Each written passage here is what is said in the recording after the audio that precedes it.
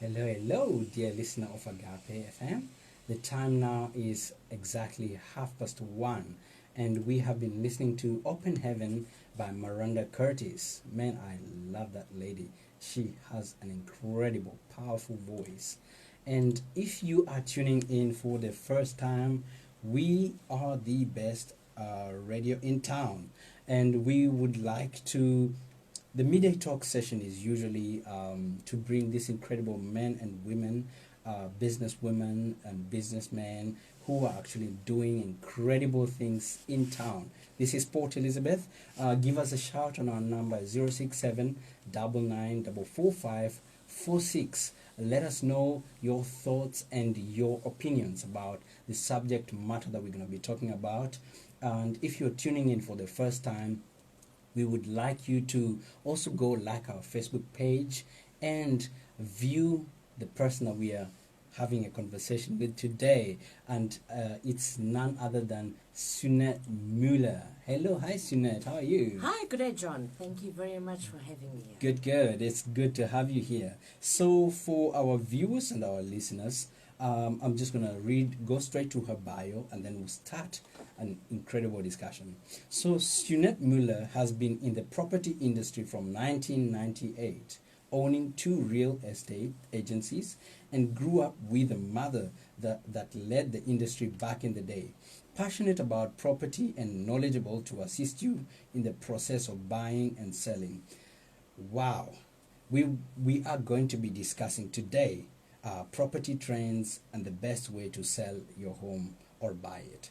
I'm just gonna, I like starting with some, fun facts. It's just to break the ice. So, this is something I just got, and the idea of being born in the same home that you will one day pass down to your kids is becoming more and more of a myth.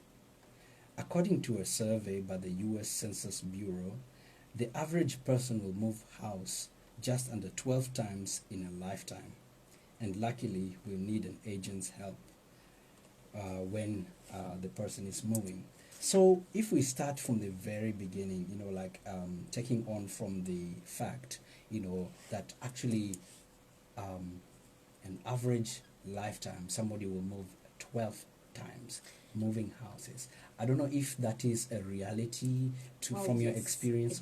it definitely is a reality. Mm. You have to remember that people sell for different reasons. You're Sure. going to have people that sell because they want to downgrade, upgrade. We might have somebody which pass on, and like you say, the children inherit, but they might not like the area bound. I'm giving some suburbs a bit of an example. My grandmother grew up in southern suburbs, and then, we all live in the northern suburbs close to Bay West, Yeah. because schooling for us is close on that side. Okay. So just a little bit of an example, and then the other factor that does actually come to mind is that affordability. You might be retrenched tomorrow, and you have to sell and downscale a little bit. And reality today is, today you might be a single bachelor, Yeah. and tomorrow you meet the love of your life, and you have to upgrade into a bigger home. Yeah. So people sell for different reasons, and then obviously there's the investment factor as well. Property is the most safest investment that you can find. Yes. In that regard. Yes, and I've heard this statement that property usually never depreciates but appreciate. I don't know if there's a truth to that. There is some kind of truth to that, but you have to remember that when you do buy, factors to consider in the area that you buy is, future developments. They might be building a nice shopping mall next door, which will give value to your property, but then they might build lower cost housing in the same high class area, which would depreciate again. Oh, wow. And then obviously maintenance. Everybody needs to understand that it takes a lot of money yearly to maintain a house. You've got to cut the grass, make sure the roof is in working order, your plumbing needs to be fixed. And I'm not talking about a backyard mechanic type of job. You need to really maintain a house. You know, if you're going to leave it for 20 years, you can imagine somebody's going to buy it and say, look, I've got to spend another 300,000 on this house. So my offer comes at this because this is what I'm going to have to spend. Wow, man. I mean, that's you already hitting on some questions that I had, but we'll get back to that. Let's take a few steps back. No problem. In your bio, you said that you have been in the property industry from 1998. Yes. That for a millennial, that's like ages ago, you know, and stuff like that. So I want to ask, how did you get into this industry? Okay, well, my mom was a very big real estate agent in Port Elizabeth. I don't know if you know her, Sunet Muller. Yes. And I grew up used to do my homework in the lounge, and I still do the offer to purchases in the lounge, sitting with a client, and I listen to what she had to say. The conversations. And I think I was about 14 years old, and my mom got a little bit sick, and my dad used to have a farm in Kucha, so I was, you know, I learned first on the tractor to drive, and then I went over to the bakkie, and the four-wheeler just didn't work. That fell over completely. But yeah, I tried driving, and while my mom was sick, you know, in our industry we work on no work, no pay.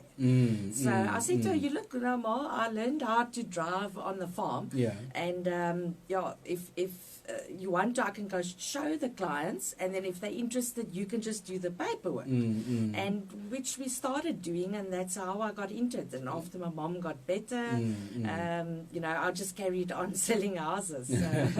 Okay, cool. Wow, what a background. And I did my estate agency affairs board exam, I think in 2009. No, it was 1999. I did the estate agency affairs board. I would have been the youngest person in South Africa. However, the first time round I failed. Okay. Those high English words just didn't make sense.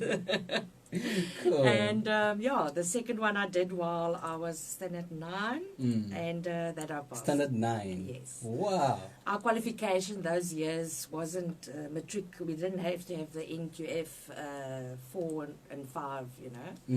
Wow. So we had more experience. Sure. Cool. I mean, things were different back then, you know. Very much. Was it like really different? I mean, even in the industry, yes. how things you know, operating right now, is it different? Is there? And I wanted to ask this for someone who wants to get into you know, what you're doing, you know, buying and selling of property. Is there a lot of red tape? You know, is there like protocol? You know, government. What do you call them? Procedures and stuff that they must go through. Somebody might be interested right now. Yes, most definitely. Look, it's a very good industry to be in, especially if you're passionate about people and helping people.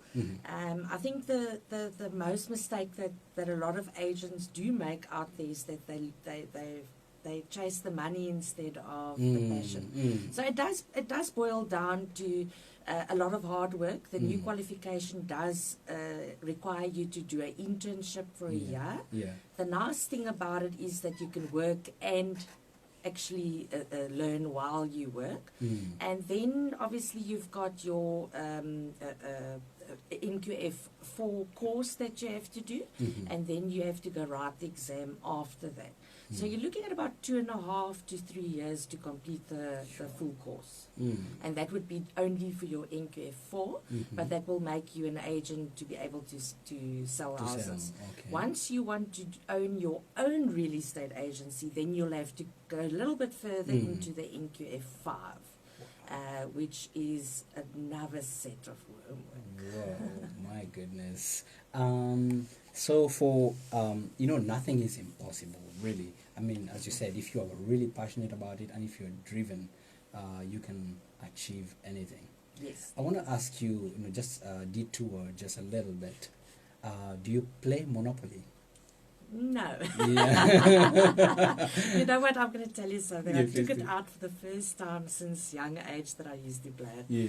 And I just couldn't figure out, I couldn't remember how to play this game. I even went to YouTube. To check tips and tricks. Cool, because I wanted to ask, like, is there reality to the game, and how to acquire property and trading and what have you? It's just an interesting. Look, you can trade in property, but now you've got to be very careful because SARS does actually charge you a capital gains tax. So that would be any profit that you make off buying and selling property. But obviously, people that do buy and sell, they will have a bookkeeper that does their books and that kind of thing that will assist them in reducing that rate.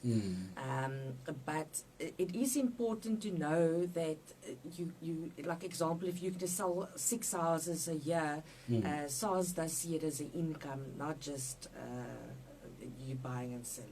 Okay, all right.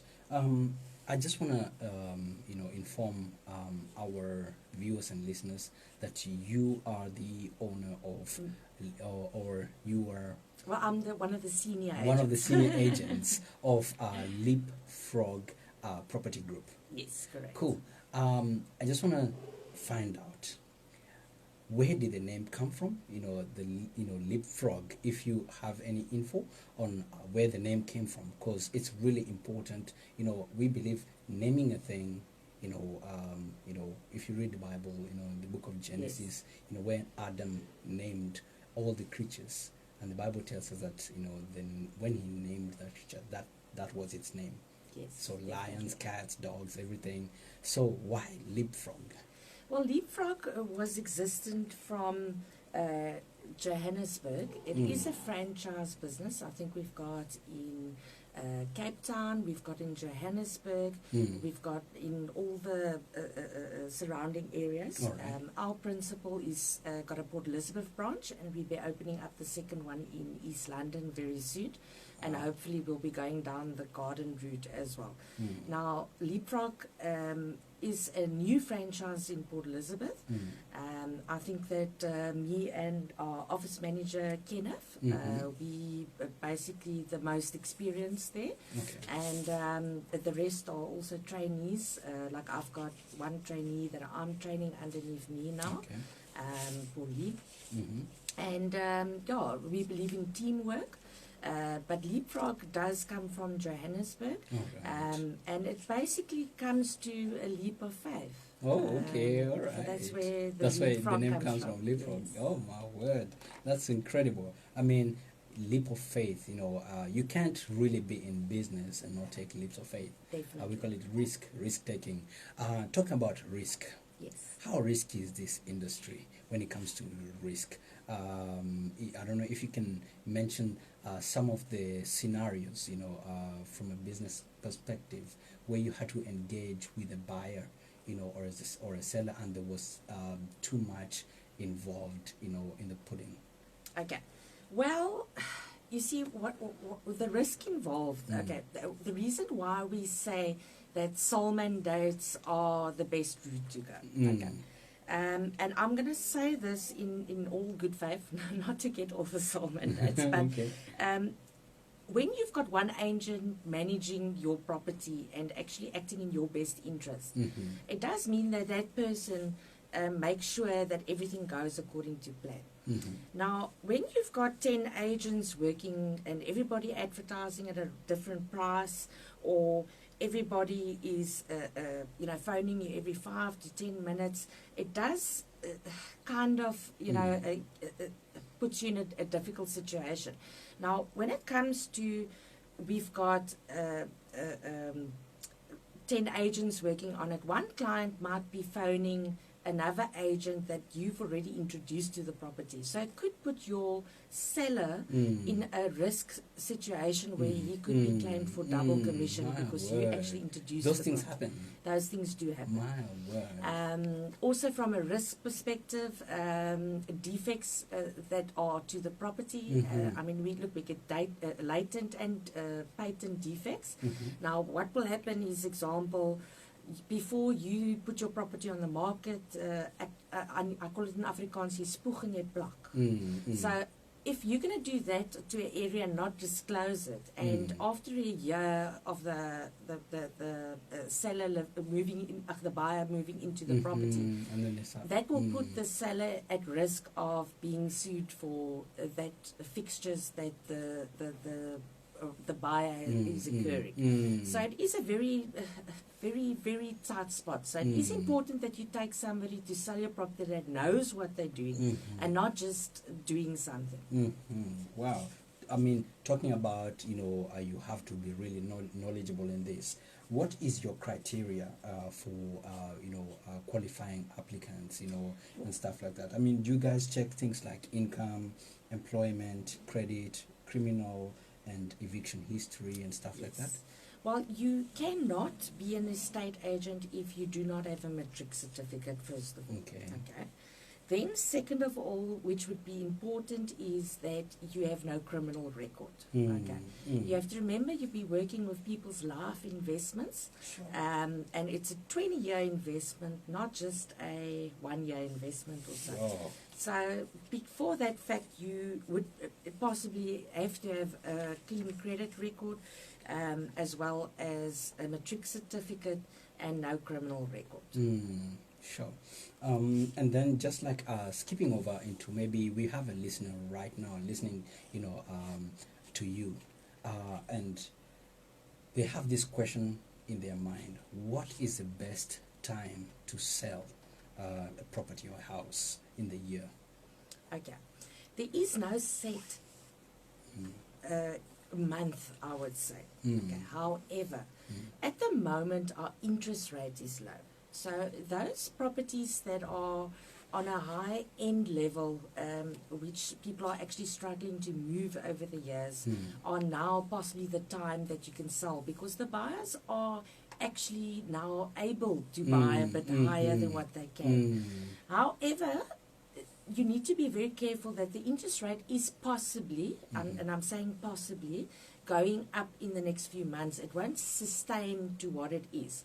But when it does happen, the client must know that they are going to have to pay more. So they mustn't buy on maximum at the moment. Then the other factor is, when it comes to buying, it is important that you also, to selling, it's also important that you know that everybody's saying, but with this COVID, it's not really the time to sell. You need to understand that now is the time for growth in the property industry.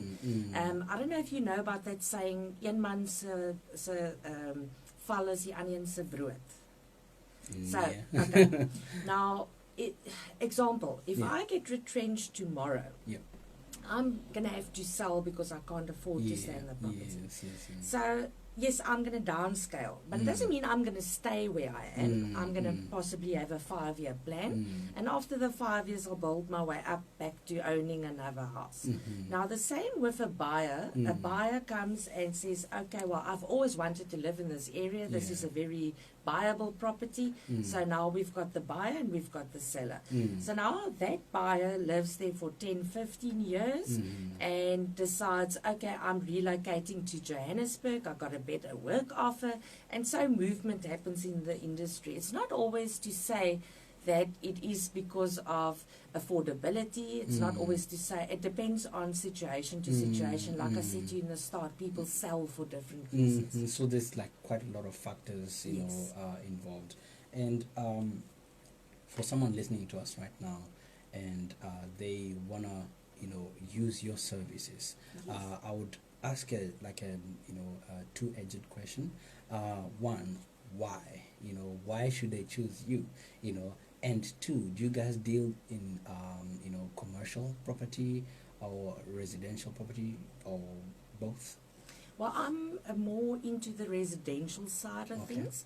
However, I have in the past done a few commercial deals, but I prefer that agent decides I'm going to specialize in one thing and make a success out of that instead of putting your eggs in different baskets.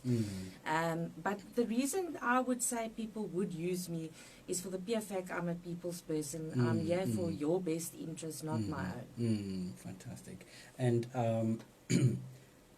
well, this is like a question that has been on my mind for a while, ever since I was looking at, your bio. And how do you guys do property valuation? For example, this house, I want to sell it. It means a lot to me, okay? It's my great-grandpa's, house. It's been passed down to me. Well, it's not in the best, of state, but, it's really dear to my heart. And, just this morning, we were, a friend of mine and myself were just looking at a house right here in Donkin. And, all the other houses have been sold, apart from one.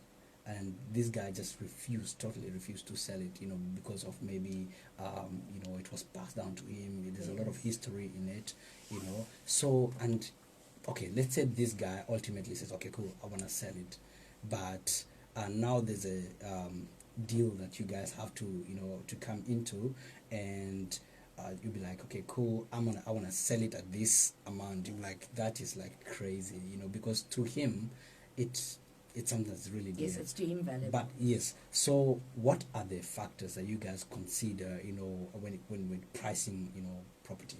Okay, well, the most important factor is we call it a comparative market analysis. So with other words, we'll go in the area and see the last houses that's been sold in the last 3 years. Right.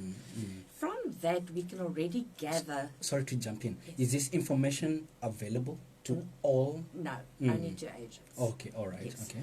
So basically, we have got a system that we can draw all the properties that's been sold in the last 3 years. And then obviously the factor is also square meterage. The banks normally work on about an average of 8,500 per square. However, it differs. Sometimes you could do it for less if the property has work, and obviously if they really did spend money on, you would be doing it a bit higher. But the factor is that area, like I explained to you in the beginning, depending on where you buy. So your area is important. So example, if your house is right next door to somebody the house is deteriorated. And example, you've got a semi-detached house. That will bring your value down in the end of the day. And then obviously what we also do is when it comes to price, to see how much work there is to be done to the property. You need to understand. But sometimes if the client is overpriced, what we'll do is we'll do price coaching. So we'll get a bunch of our real estate friends in to assist us in that regard, to all have a happy hour, and all of them will give their opinion and that kind of thing, and then we'll bring it forward to the client and actually coach them. Today you might not be in a hurry to sell, but down the line in 3 months you might feel different. Especially when that ho bites you. Cool. And I want to find out, have you guys, encountered a situation where, somebody was keen, maybe to buy or to sell, and then due to reasons unknown, pulled out and stuff like that? Yes. I mean, it happens, I believe it happens almost every time. It does. In all industries. However, if there is an offer to purchase signed, you have to remember that it is a legal binding document. Sure. So, there is cost involved. If you're going to have your bond approved and everything, and you actually go physically to the attorneys, you've signed, and all of a sudden you decide, I don't want this house anymore. I saw something better around the corner. Unfortunately, that you can cancel by all means, but there is cost involved. Number one would be the agent. Number two would be any cost incurred by the seller. Sure, like all the marketing and everything. Everything. Well. Cool. And then that's actually what we want. We've actually just tapped into the next question. how much does it cost to sell a house? For example, what are the various costs involved? For somebody like a dummy like me, someone who's a bit ignorant, and all this property stuff, how much does it cost, and what are the various costs that, I have to consider? And because, well, talking about the costs, I'm sure we're also looking at how long will my property stay on sale, on the market. I'm sure there is cost. You have to to remember, that as well. you as a seller does not have any cost until the offer to purchase. Okay. So until we actually sold the property, the cost is on the estate agent. So everybody thinks that we would normally work on a 7.5% commission rate of your selling price plus VAT, because we are VAT registered, especially our franchises. Yes. Our smaller companies might not be, but the majority of the agents in Port Elizabeth are VAT registered. Now, what the difference is on the 7.5%, you might think, okay, on R1 million, that's 75,000, almost, that's like, wow. But now you need to remember, for every viewing, we've got petrol cost involved. We've got flyers to press. We've got petrol to pay, the car to service, the tires to change. What was I carry on? So the list is like endless. So in essence, I promise you, and actually, it's look, you make all right money, but it's the same as what you working for a normal job in the end of the day. Oh, wow. If you're going to be very lucky, you might sell a 60 million rand house.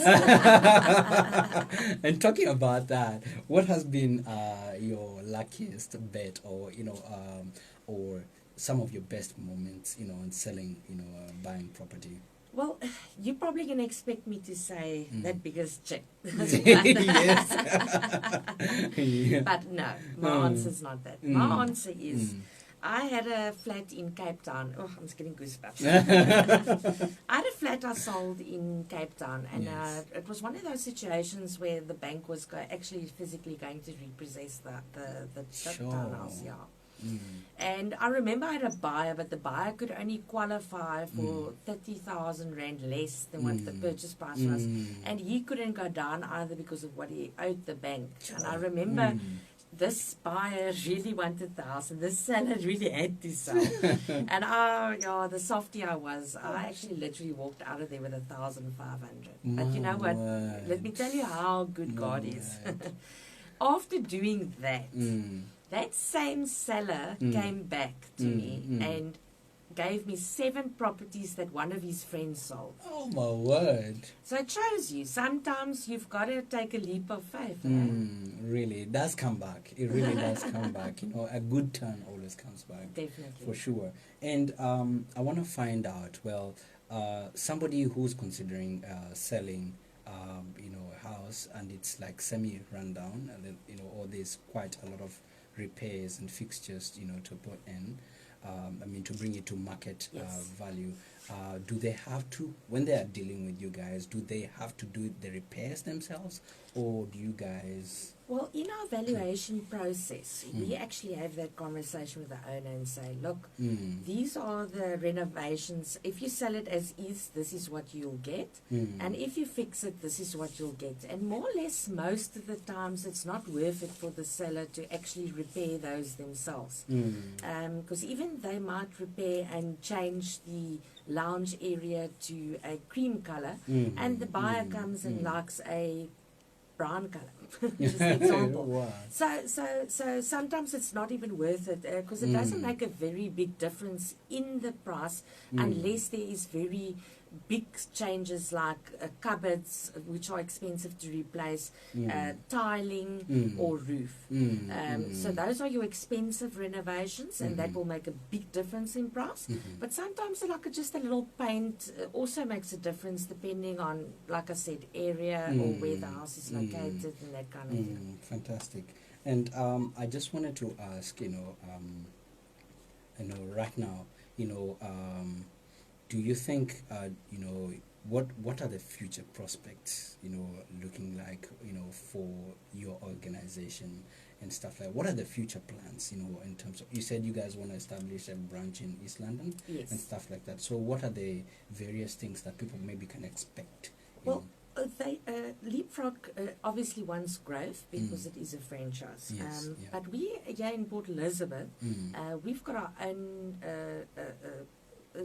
goals, I would say, that we'd like to achieve. So, step one, myself and Kenneth, which is our office manager, both of us are the senior agents.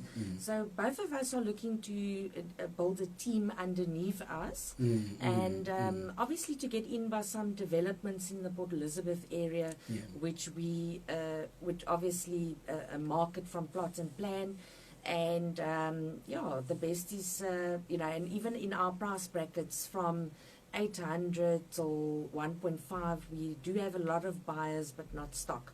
So as a new franchise, we need to build up our stock threshold and then build it from there. Cool. So I know I've seen quite a number of property, businesses and stuff like that. How is the market looking like in Port Elizabeth, in your opinion? Is it saturated? Is it, how is it looking like? How is the competition? It definitely, there is a lot of movement. I don't foresee that the market will collapse at all.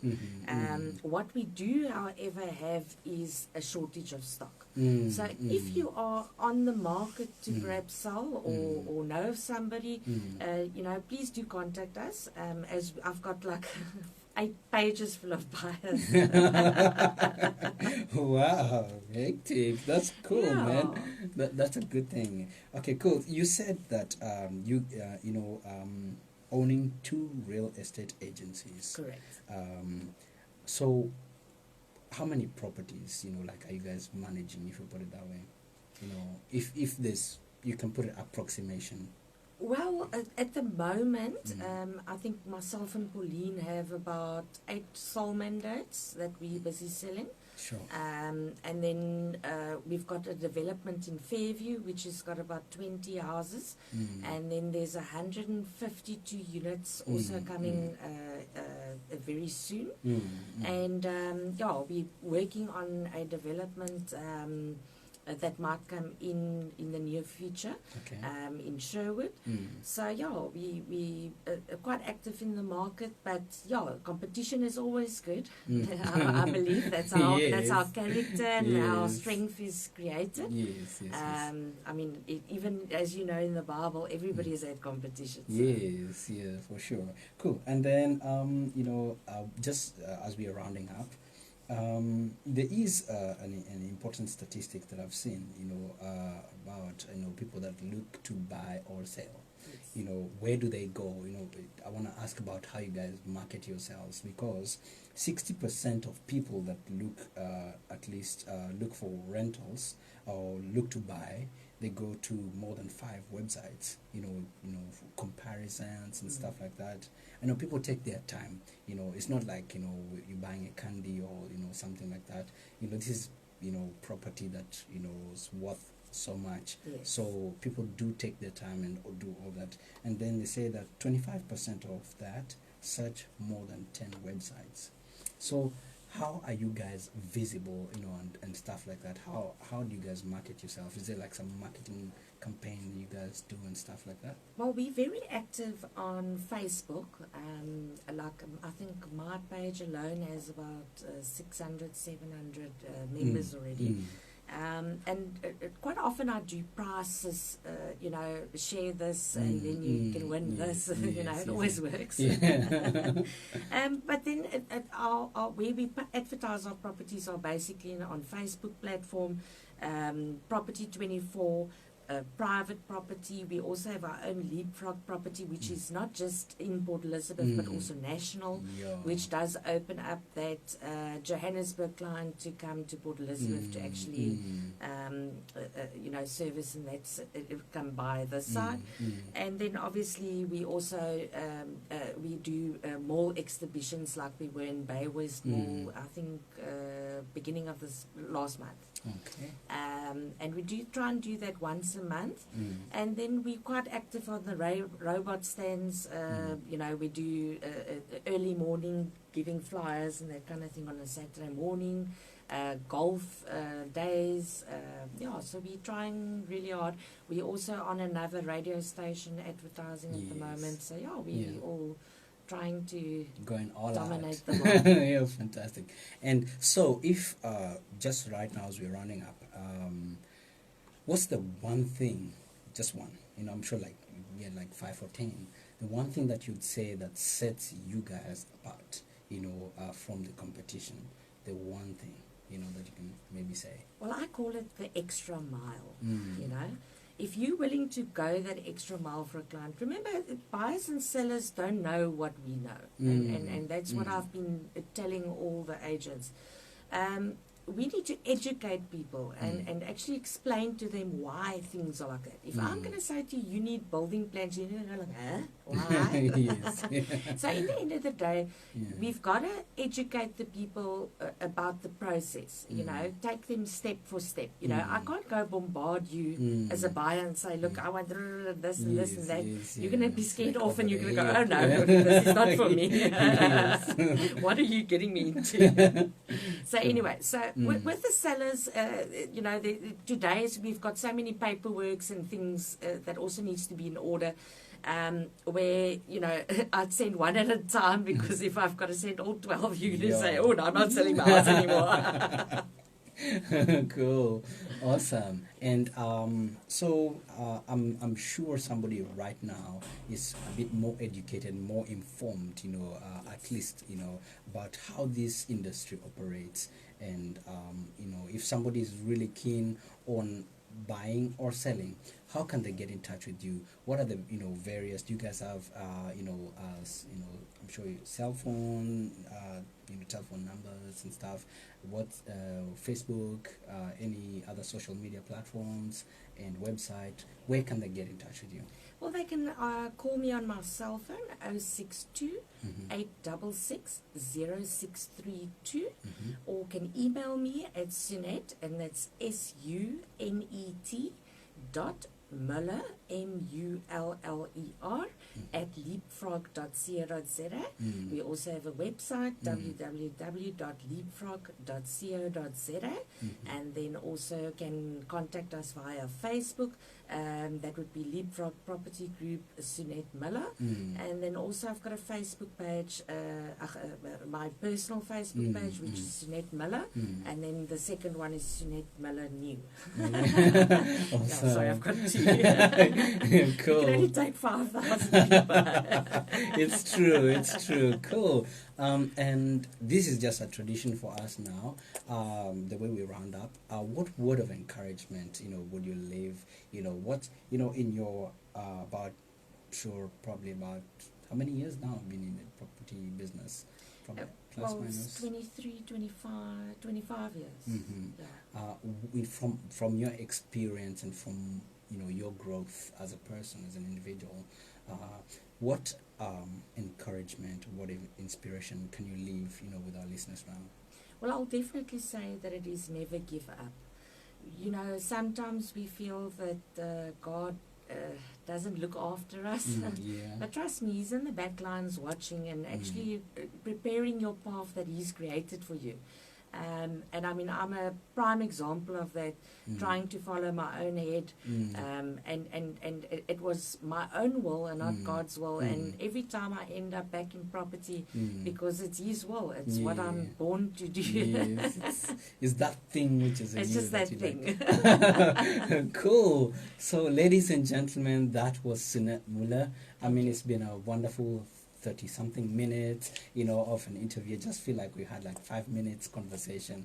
It's been very interesting. So if you guys want to get in touch with her, what's the number again? 062 866 0632. Please do the right thing, get in touch with her, and she will inform you how to buy or sell your property. This has been John for the Midday Talk session. Until next time, is adios. We'll catch up tomorrow with some other interesting, you know, person. The Midday Talk session will always bring this, you know, people that will really encourage us, motivate us, and give us a kick, so that we can actually get off our comfortable seats and go do great things. You have greatness inside of you. Go. Oops.